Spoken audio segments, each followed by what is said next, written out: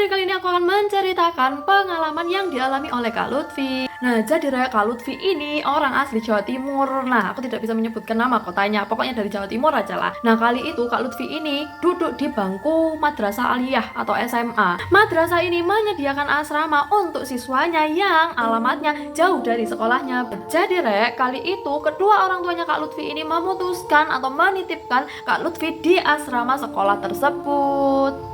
Nah, selama 6 bulan Kak Lutfi berada di asrama itu tadi, di asrama sekolah, yang memang lokasi asramanya itu masih berada dalam satu lingkungan sekolahan, itu tuh fine-fine aja, everything is good lah selama 6 bulan itu. Memasuki bulan ke-7, Kak Lutfi ini kayak sudah mulai merasakan hal-hal yang sedikit menakutkan kalau kataku ya. Nah, jadi malam itu Kak Lutfi itu kayak mendengar ketukan pintu gitu loh, tok tok tok tok kayak gitu awalnya hari pertama, tapi karena memang di asrama ini banyak anak, dia itu kayak menghiraukan suara-suara itu tadi. Di malam kedua di jam yang sama, di jam 9 malam, Kak Lutfi itu mendengarkan suara itu tadi. Jadi suaranya itu kayak mengetuk pintu gitu loh, tapi berirama gini suaranya.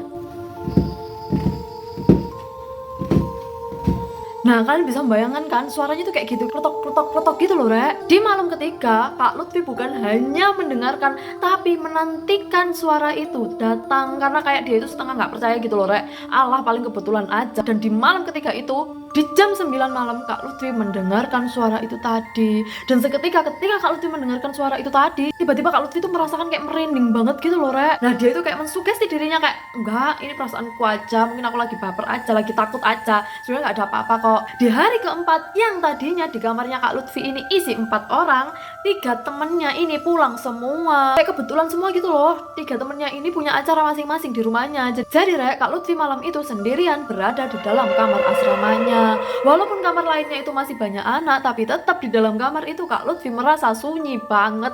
Kayak udah habis isak, kayak udah senyap banget gitu loh, sunyi banget suasananya. Kalian bisa bayangkan kan, Nah, akhirnya Kak Lutfi itu memutuskan untuk menelpon kekasihnya. Jadi waktu itu Kak Lutfi ini sudah punya pacar. Nah, ketika mereka sleep callan, Kak Lutfi itu kayak pakai earphone gitu loh, kayak pakai headset gitu. Dan Kak Lutfi ini kayak mendengar suara perempuan di earphone-nya. Dikiranya suara perempuan itu suara adiknya pacarnya Kak Lutfi. Anyway, Kak Lutfi ini cewek ya, pacarnya Kak Lutfi cowok ya. Jadi Kak Lutfi itu kayak, alah mungkin ini adiknya pacarku. 10 menit kemudian Kak Lutfi ini mendengar suara perempuan itu lagi. Dan suaranya itu kayak ketawa gitu loh, terdengar jelas di telinga Kak Lutfi karena dia pakai earphone. Akhirnya Kak Lutfi menanyakan lah itu, kenapa adikmu kok ketawa, kenceng banget suaranya. Nah, pacarnya kaget dong ketika Kak Lutfi tanya gitu. Hah? Adekku ketawa, orang di rumah sekarang sepi, adekku kan pergi ke Surabaya sama ibuku hari ini. Pacarnya juga kayak langsung, hah? Ya nggak tahu, suara siapa loh?